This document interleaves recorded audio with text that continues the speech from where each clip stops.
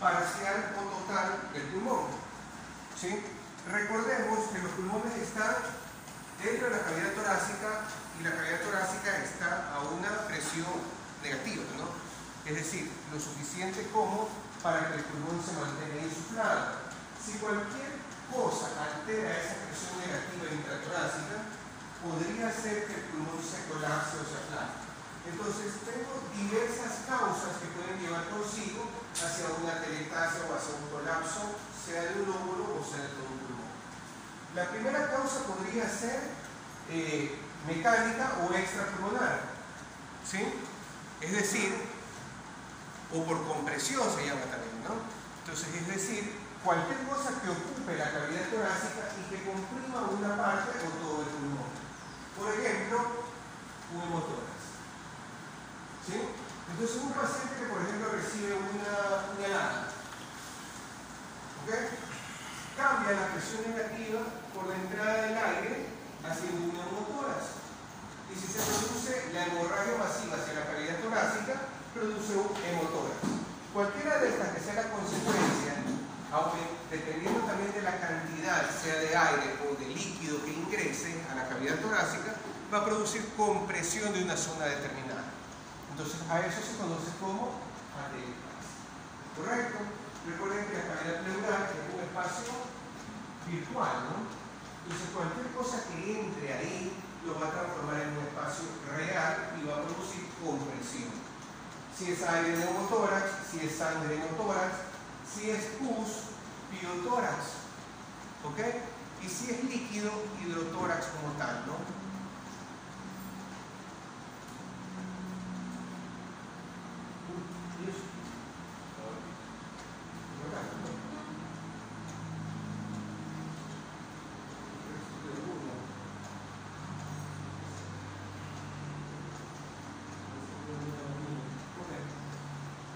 Entonces, hasta ahí estamos claros, ¿no?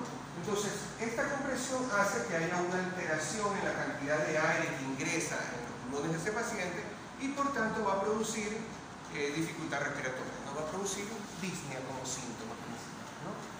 ¿Ok? La siguiente, por favor. Vale, pasa por tu clase. Regresa. Bueno, entonces, la una causa sería por compresión, es decir, externa, ¿no? La otra causa podría ser por obstrucción interna. Es decir, un tumor en el interior del bronquio, de uno de los bronquios, o cualquier cosa que obstruya uno de los bronquios, un cuerpo extraño, por ejemplo. Es frecuente que los chicos aspiren cuerpos extraños, ¿no? Desde canicas, polillas, hasta frijoles, arvejas, no sé, cualquier cosa, que en lugar de irse por la vía digestiva, se va hacia el aparato respiratorio y distalmente podría provocar obstrucción de alguna de las ramas bronquiales. ¿Ok? Entonces, pero si yo saco ese objeto o si saco ese tumor de adentro del bronquio, esa atelectasia podría volver a la normalidad. Es decir, el pulmón podría volverse insuflar. Lo mismo pasa con la decompresión. Es decir, si yo pongo un tubo de tórax y saco el aire, o pongo un tubo de tórax y saco el contenido líquido, podría ese pulmón volverse a insuflar y regresar a. ¿Ok? Entonces esas atelectasias son de tipo reversible, ¿no? Tanto la de obstrucción dentro del bronquio como la de compresión externa, ¿no? ¿Ok? Cuando una atelectasia es irreversible, cuando la causa de la misma sea un componente que no tenga reversa, es decir, por ejemplo, si se ha producido una fibrosis.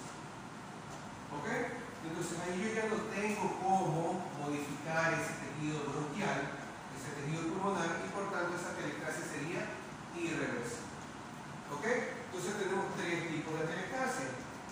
Dos son reversibles y una es irreversible. ¿Ok? Ahora sí, vamos a la siguiente. Las bronquiectasias, en cambio, son como consecuencia también de lo que es parte de la enfermedad pulmonar obstructiva crónica. Sin embargo, las bronquiectasias se caracterizan por formar estructura a manera como de macazas, ¿sí? Entonces, el bronquio se modifica y forma una estructura como si fuera una vasija. tengo el bronquio, ¿no? Y de repente hace una articulación. ¿Ok? Entonces en esta parte se concentran y se acumulan secreciones. ¿Correcto? ¿Ya? Eso es bastante frecuente, ¿sí?, en pacientes con fibrosis quística. ¿Ya? Pero no es la única causa que puede llevar a toxicología, pero es la más frecuente. ¿Ok? Clínicamente, ¿qué va a producir? Síntomas respiratorios, tos, expectoración, pero la expectoración de estos pacientes tiene una característica especial. ¿Sí?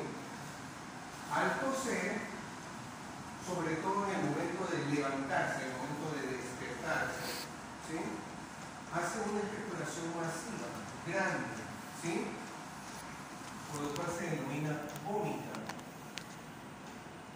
por su símil con un vómito. ¿Ok? Entonces, la vómita, la expectoración masiva, es típica esta de la bronquiectasis. ¿Y por qué se produce? Porque este matraz, esta como vasija que se forma por modificación de la pared bronquial, no es una sola, son varias. Entonces, en el momento de levantarse, cambia su postura. Cuando le ha pasado toda la noche acostado y se depositan las secreciones, en el momento de levantarse, bota esas secreciones acumuladas, ¿no? ¿Ok? Sigue. Entonces, las estructuras que se forman son estructuras de manera de matarse, ¿no? Y voy a encontrar áreas que podrían estar agregadas con un infiltrado inflamatorio o que podrían estar agregadas con modificación de del epitelio de cubierta, ¿no? Ahora, ¿por qué se forma un infiltrado inflamatorio? Porque la principal complicación de la bronquiectasis son infecciones sobreagregadas. Recuerden que cualquier lugar en donde se acumula secreción, moco, líquido, lo que sea, es un medio de cultivo para que se desarrollen infecciones sobreagregadas, ¿no? Entonces esa es una de las principales complicaciones que podría darse con la bronquiectasis, ¿no? La siguiente, por favor. Neumonías. Ok. Una neumonía es un proceso infeccioso, ¿no? Del parénquima pulmonar. Ahora, yo tengo diferentes formas de clasificar neumonía. ¿Cómo podría yo clasificar una neumonía?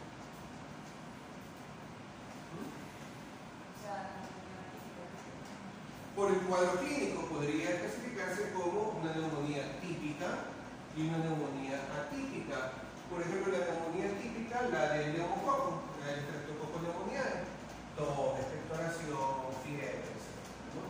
Y una neumonía atípica es aquella que te da, por ejemplo, con un agente atípico, como una Moraxella catarrhalis, en donde solamente te puede dar dolor torácico o solamente podría darte tos, sin fiebre, por ejemplo. ¿Ok? Cuenta como actuaciones. ¿Ok? ¿Cómo más podría yo clasificar una neumonía? Otra forma de clasificar una neumonía. ¿Qué más se les ocurre? La adquirida en la comunidad. Adquirida en la comunidad, y la otra intrahospitalaria, ¿sí? O nosocomial, ¿no? Entonces, otra forma de clasificar la neumonía también es adquirida en la comunidad por agentes propios de la comunidad, ¿no? Como el streptococo neumonía del nuevamente.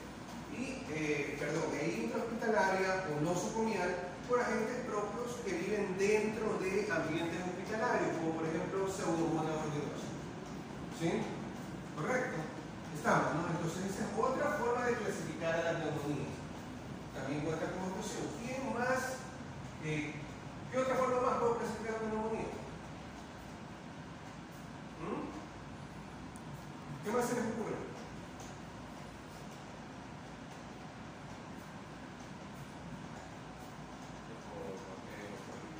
Por agente causal, por bacterias, por virus y por hongos. Correcto, también, como actuación.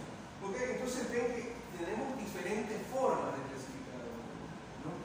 Lo más frecuente que nosotros manejemos son adquirida en la comunidad y nosocomial. ¿Sí? Ojo, tengan cuidado, siempre que vayan a prácticas hospitalarias, mascarilla y medios de protección adecuados. Uno nunca sabe cuándo puede captar una neumonía. ¿Ya? Durante mi vida estudiantil me dio una neumonía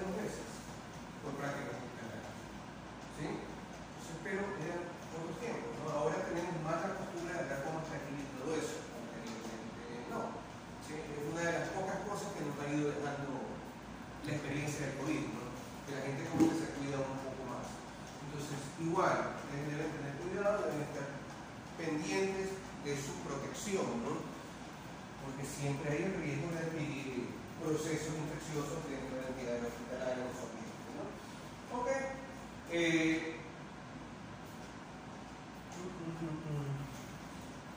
¿Existe alguna forma más en que podría recibir una neumonía?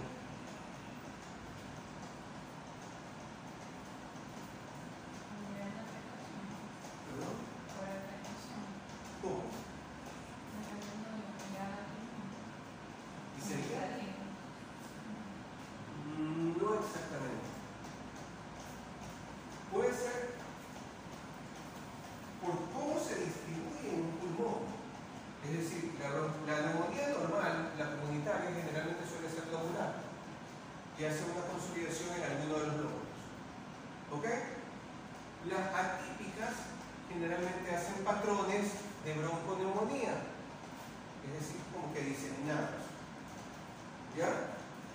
Las virales también hacen patrones de bronconeumonía, ¿sí? Y son mucho más frecuentes en niños, por ejemplo. ¿Ok? Entonces, de esa manera también podría ser, ¿no? Como ese tipo de clasificación es más frecuente verlas cuando te las dicen por imágenes, ¿no? Y te dicen neumonía por consolidación en el lóbulo tal. ¿Ya? Entonces, pero también tienen que estar pendientes de esa posibilidad, ¿no? Entonces, ¿cómo vemos macroscópicamente una neumonía? Vamos a ver en el parénquima pulmonar áreas blanquecinas, ¿no? Áreas consolidadas. Y cuando es un lóbulo completo, se lo ve completamente consolidado en una zona determinada. Cuando es una bronconeumonía, que decimos que es un patrón más difuso, se ven áreas parchadas de consolidación. Es decir, una aquí, otra acá. Correcto. ¿Sí? Cuando es consolidativa completa en un lóbulo, como una neumonía de la comunidad, sería un lóbulo. Y una bronconeumonía son zonas parchadas. ¿Ok? La siguiente. Entonces, aquí tenemos una neumonía de consolidación del lóbulo superior. Normalmente la consolidación maneja de una forma tal en que el parénquima se hace mucho más claro, ¿no? Por contenidas selecciones. No sé si en el texto se han dado cuenta que hablan de fases, ¿no?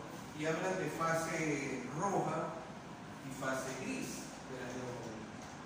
¿Ok?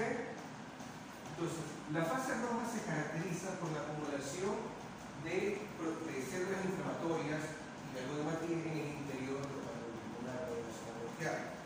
¿Ya? Mientras que la fase gris como tal es la fase en donde ya esto se ha transformado en material turbulento.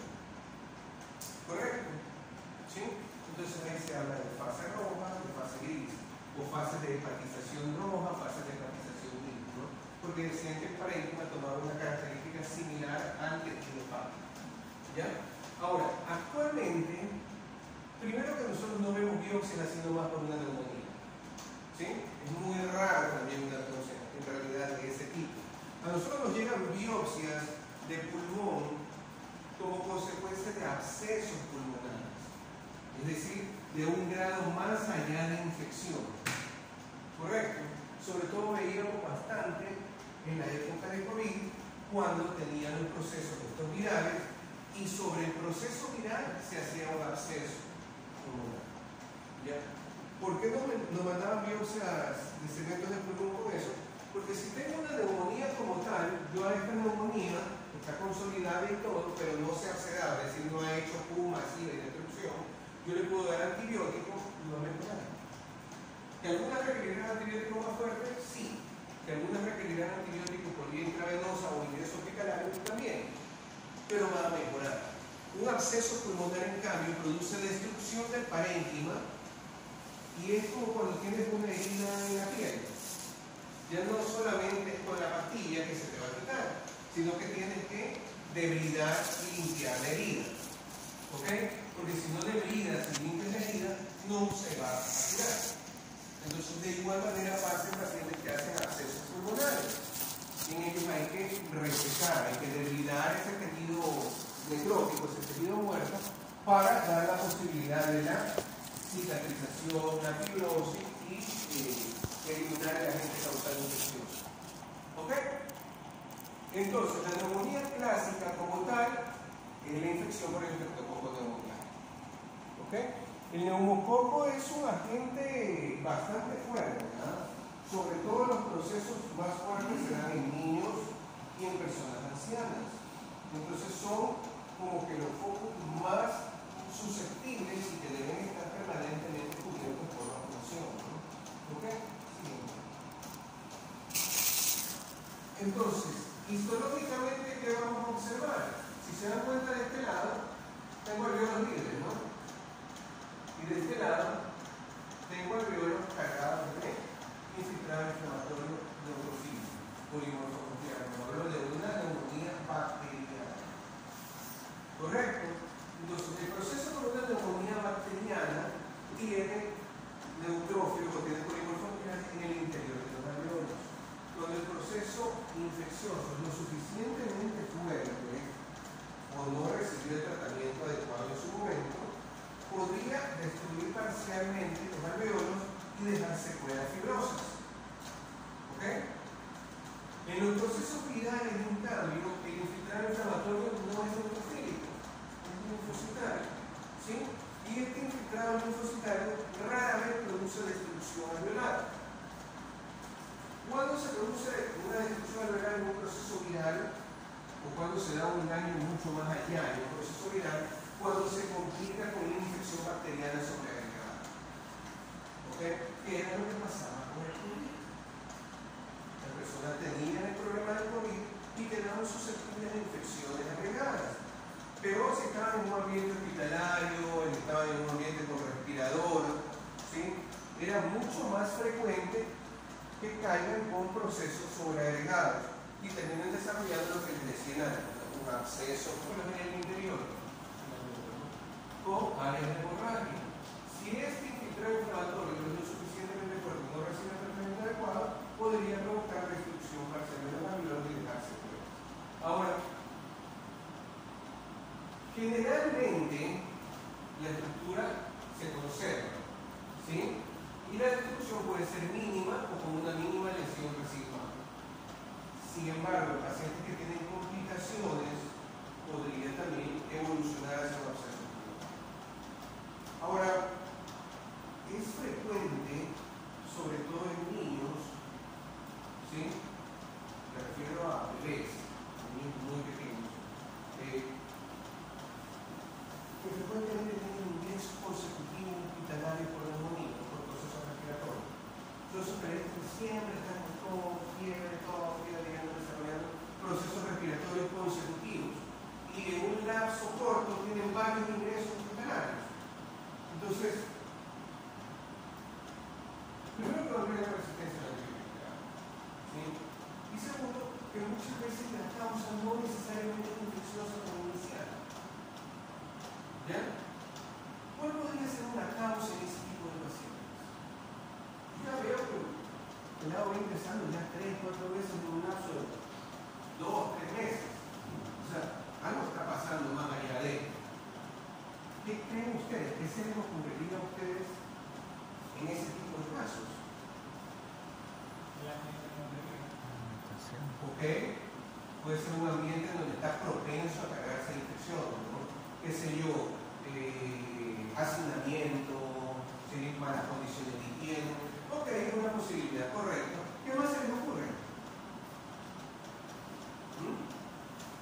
¿Qué más podría ser? A eso, normalmente a un paciente, sobre todo a los niños, ¿sí? No nos den sacado.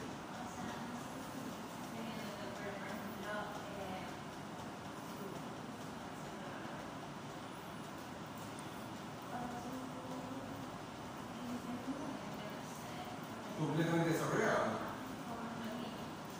Te predispone a infecciones recurrentes, pero por causas como las que acaba de mencionar, ¿no?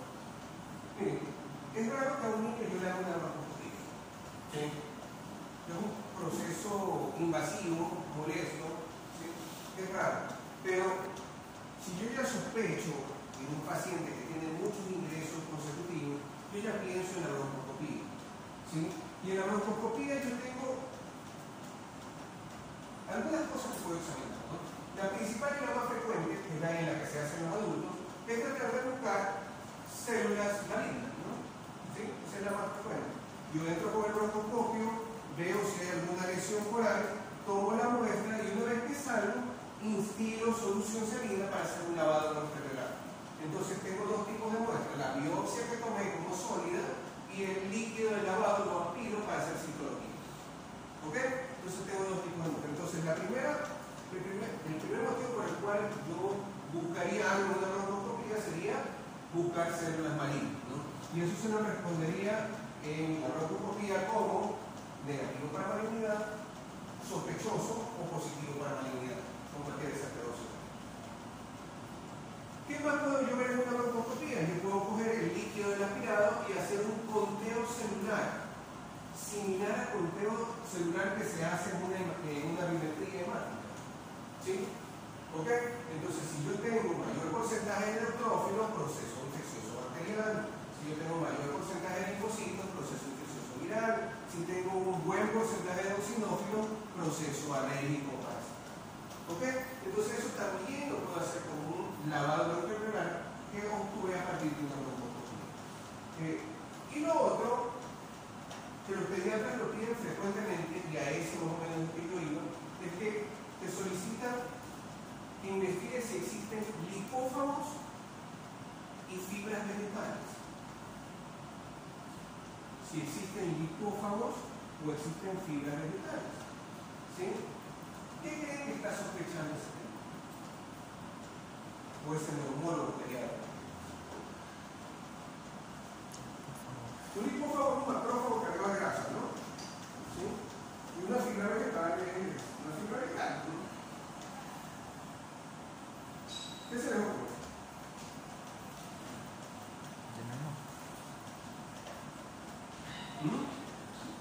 Broncoaspiración. ¿Por qué tendría que estar una fibra vegetal en la vía respiratoria? Eso debería estar en el aparato digestivo. ¿Ok? Entonces son esos chicos que dan el biberón, los repletan de comida y los acuestan mal. ¿Sí? Los acuestan, ¿qué van a hacer? Reflujo. Si hicieran un reflujo masivo, eso es acceso pulmonar masivo. Pero muchas veces no te hacen reflujo masivo, sino te hacen pequeños reflujos. Y eso se va a vía respiratoria y ocasiona procesos respiratorios tardados. ¿Ya? Entonces puedes ingresar cuantas veces sea, puedes meterle el antibiótico que sea, pero en algún momento te va a volver a regresar porque no está recibiendo, primero, la alimentación adecuada probablemente, y segundo, no han tomado medidas adecuadas para que ese niño no acueste completamente e inmediatamente después de comer. ¿Sí? Entonces son cosas que hay que estar pendientes, sobre todo con esos chicos que frecuentemente están siendo... Pero ni poniéndolo boca abajo. Es que esa es una medida adecuada. Ah, ya. Boca abajo, con la cara al costado, etc. Entonces, pero a veces son cosas que se pasan por alto, que parecen simples. ¿Ya? Ok, el siguiente. Entonces ahí tengo también otra imagen en donde veo un infiltrado inflamatorio de tipo polimorfo nuclear, pero aquí ya veo más destrucción de parénquima pulmonar como tal. Y es lo que les venía diciendo, que si hay mayor destrucción de parénquima ya va a haber cambio de tipo fibrótico y ya va a haber área de pérdida de pulmón, ¿no? Ahora, lo otro es que también podría formarse en lo que mencionaba, ¿no? El acceso, ¿no? ¿Ok? Siguiente.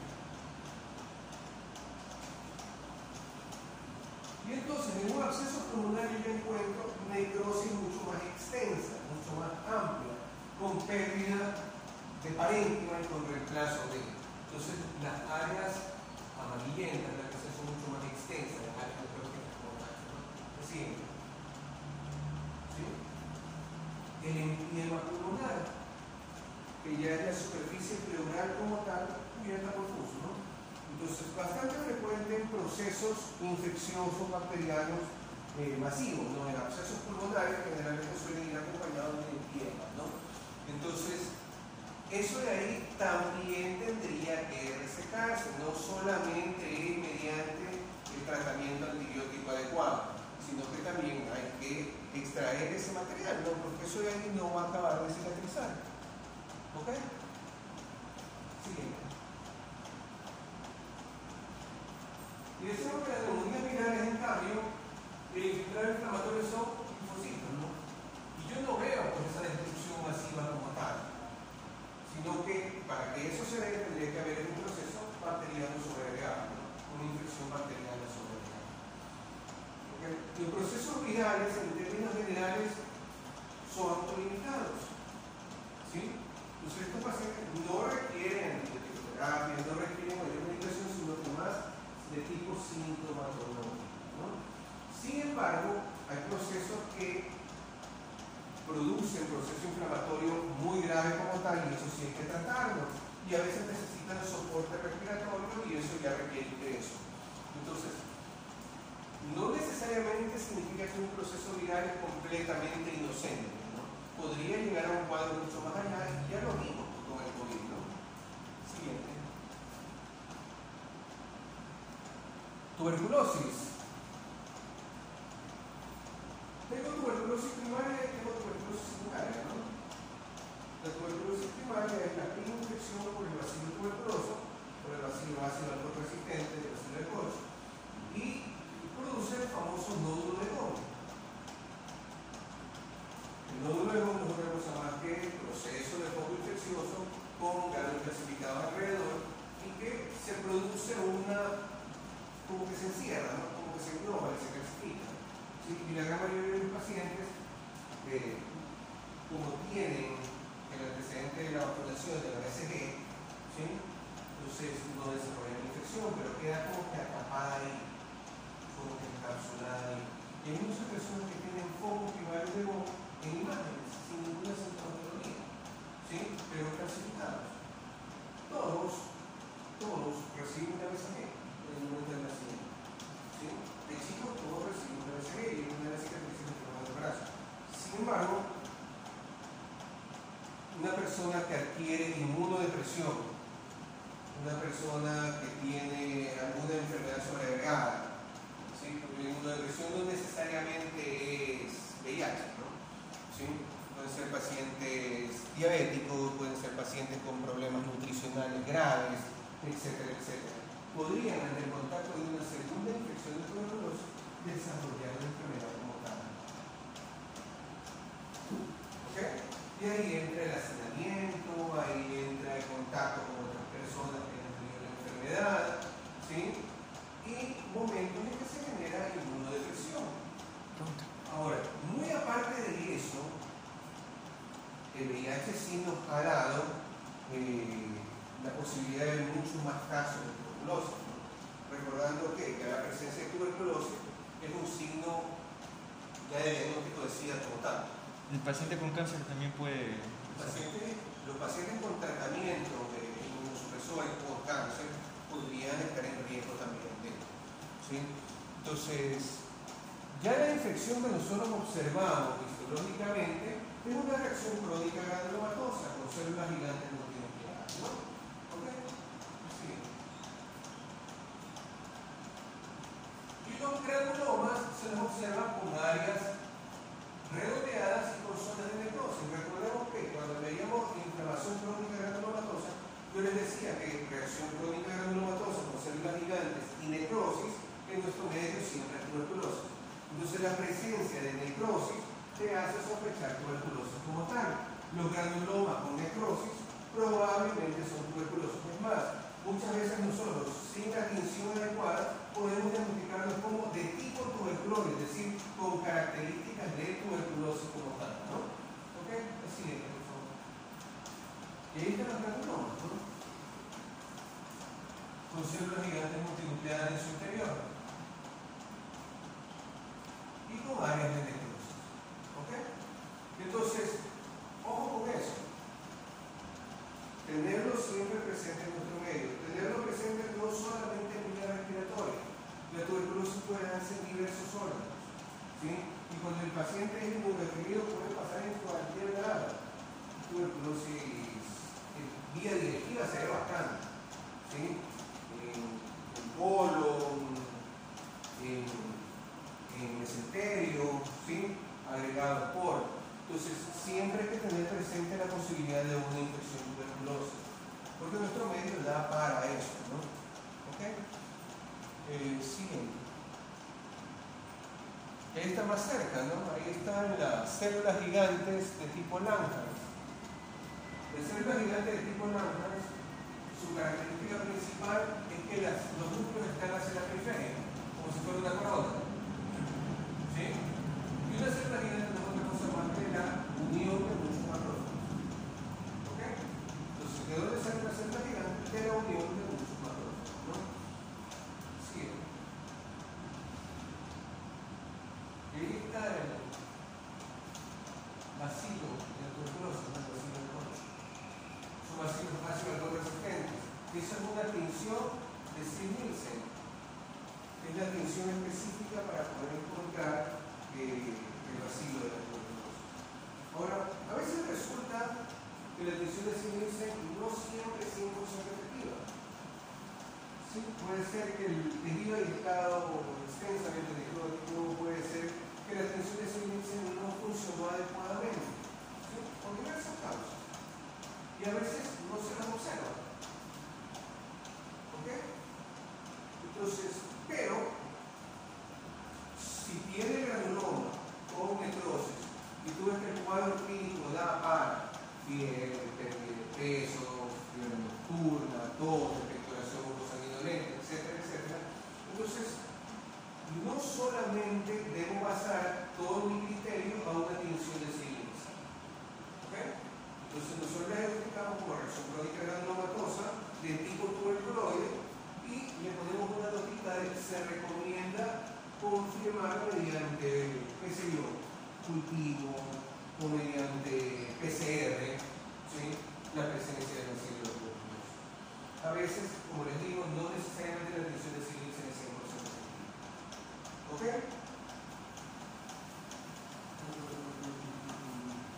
Sí. Carcinoma de células escamosas.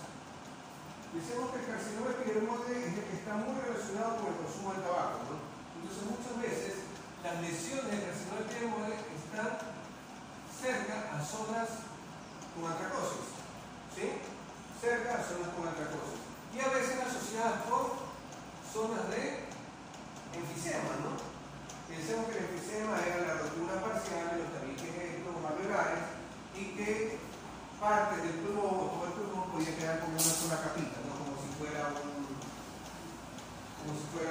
globo, ¿no? Como si fuera una vejiga llena de aire.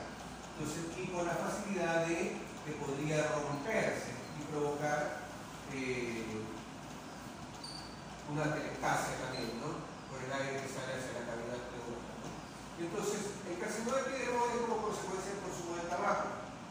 Recordemos un poquito y decíamos que el epitelio respiratorio no está diseñado para recibir los embates de la acción tóxica del tabaco y ese epitelio respiratorio era reemplazado parcialmente en zonas por metaplasia escamosa, que es un epitelio más fuerte, capaz de resistir la lesión por el agente causal del tabaco, ¿no? Pero esas zonas de metaplasia escamosa podrían sufrir cambios displásicos y ocasionar carcinoma de células escamosas como tal, ¿no? Entonces, esa es la historia natural de evolución de esa enfermedad, ¿sí? A partir de la metaplasia escamosa, cambios displásicos y posteriormente carcinoma epidermoide como tal, ¿no? ¿Ok? Siguiente. Por eso que decíamos que era más frecuente el carcinoma epidermoide hacia los lóbulos superiores porque el humo tiene la tendencia a ir más hacia arriba, ¿sí? ¿Okay? Entonces son células escamosas como tales, los famosos puentes escamosos entre célula y célula y con signos de malignidad como las mitosis atípicas, ¿no? Pleomorfismo nuclear, alteración en la relación núcleo-citoplasma, etc., ¿no? ¿Ok? Siguiente. Y el adenocarcinoma, en cambio el adenocarcinoma se origina a partir de la displasia glandular como tal. ¿Podría tener relación con el carcinoma o el consumo de tabaco? Sí, pero no es obligatorio. Es más, hay muchos pacientes que no fumaron y desarrollaron adenocarcinoma, ¿sí? Pero sí hay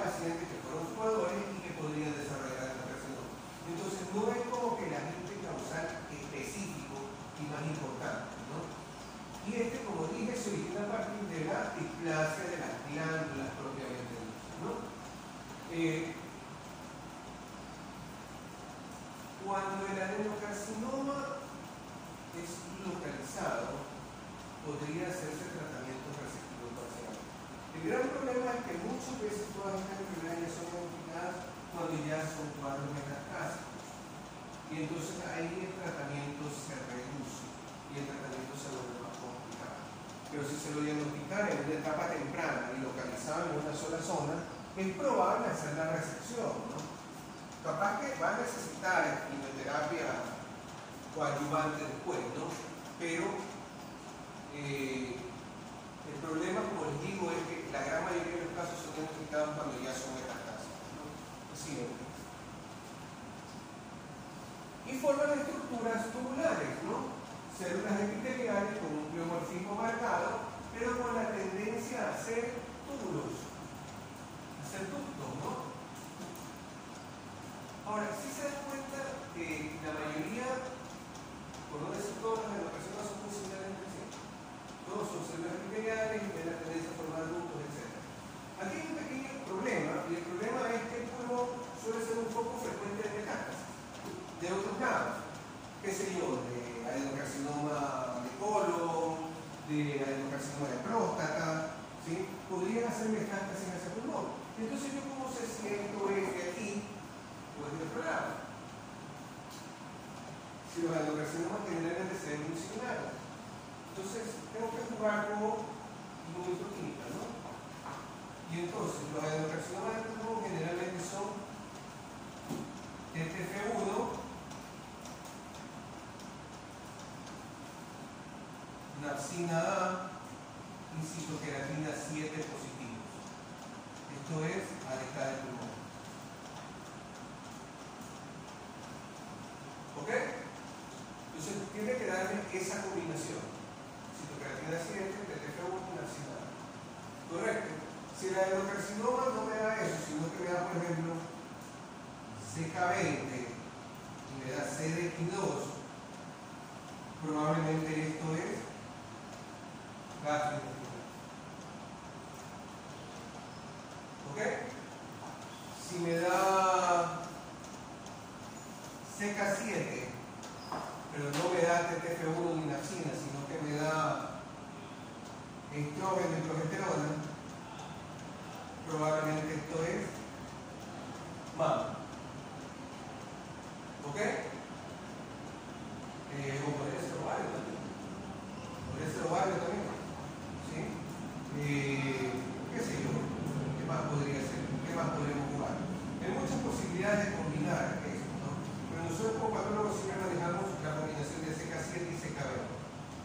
Entonces, CK7 y CK20 te lleva a una orientación más allá. Entonces, CK7, por ejemplo, te lleva a mama, CK7 te lleva, por ejemplo, a ginecológico, ¿sí? CK20 te lleva a gastrointestinal. ¿Ya? Entonces, más o menos como que te va guiando un poquito. ¿Ya? Si no me sale nada de esto, sino que me sale solamente citoqueratina normal y es un paciente añoso, un varón mayor de 75, 80 años, le pido que sea apto, ¿no? Capaz que próstata. ¿Ya? Entonces, siempre que yo tengo una persona de pulmón, tengo que manejar primero con esto. Primero TTF1 y napsina más el CK7 para verificar si la calidad es de pulmón. ¿Ya? ¿Por qué? Porque si es de pulmón y el primario está ahí, va a recibir un tratamiento específico para ese primario. Pero si es de otra zona, significa que ya es metastásico. Y eso ya está diseminado y probablemente el tratamiento ya no va a ser tan efectivo. ¿Ok? ¿Estamos, no? Sí. Ok, la siguiente. Ok, entonces hemos visto hasta ahí carcinoma epidermoide y adenocarcinoma de pulmón. Hemos visto procesos infecciosos en relación a neumonías y hemos visto tuberculosis. ¿Correcto? ¿Preguntas? ¿Dudas? ¿No? Ok.